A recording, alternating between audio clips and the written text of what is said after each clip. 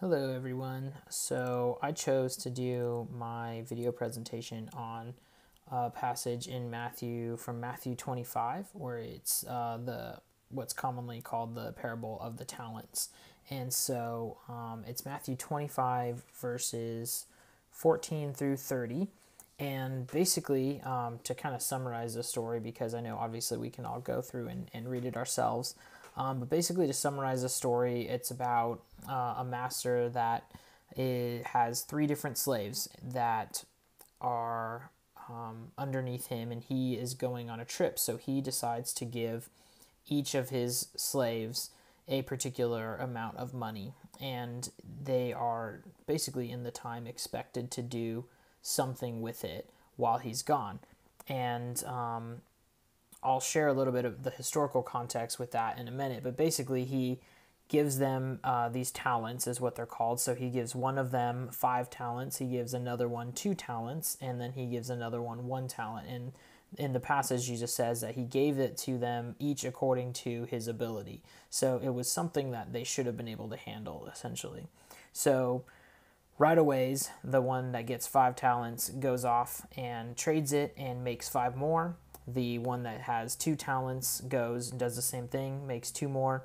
But the one that has 1 talent just goes and buries it in the ground. And so when the master comes back, he's very pleased with the first 2 servants, or slaves, it says in this translation.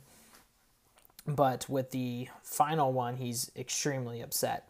And he basically calls him, you wicked and lazy slave, and he casts him out. And so he's obviously very upset with him. And so a couple of things that make this really significant. So when we look at the literal context, the gospel passage is kind of towards the end of Jesus's ministry. And so he's, beginning to kind of define a few things for his disciples and maybe what is going to be expected of them.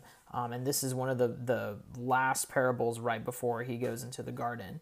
So it's kind of interesting, and the way it's presented at the very end. Obviously it seems like Jesus is admonishing his disciples to behave like the first 2 servants, to not just waste what he has given them, what the master has given him. And that's kind of a little bit of the contemporary too. And it's also similar to the passage right before it, where it talks about the bridesmaids waiting. The bridesmaids were waiting for the bridegroom, similarly to how the slaves were waiting for the master to return, and they all had their part to play in what their in their waiting, essentially. So a couple of other things with the historical world.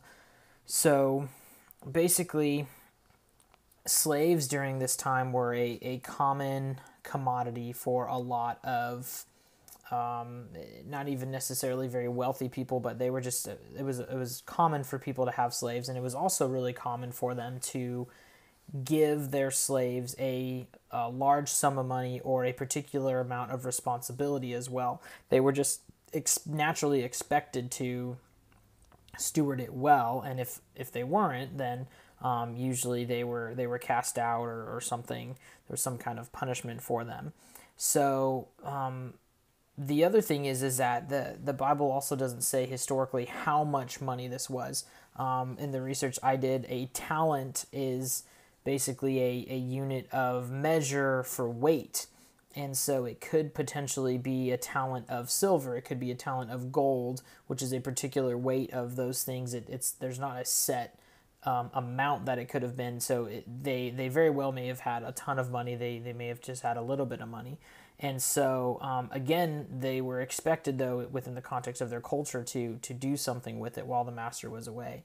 So, again, kind of to sum it all up with the contemporary, this passage really, I think, talks about Jesus, really kind of what he expects for Christians and for us. Yes, in this particular passage, it's talking about money, but it's also talking about how they were given this based on their ability, and we all have different abilities, different gifts and talents that God has given us, and so we have a role to play no matter what. And the goal, I think, is that we would steward whatever we are given well. Some of us are given a lot, some of us are given a little. Some of us, maybe that's in money, maybe that's in talent, maybe, some of us are in the limelight more than others, maybe some of us are more behind the scenes. And I think what the passage really is talking about is it doesn't really matter how much you're given or what you're given, is that you steward it well and that you are obedient with what is given to you. So that was kind of what I found in my research and in reading through this this passage. So again, it was Matthew 25 verses 14 through 30. Thanks, guys.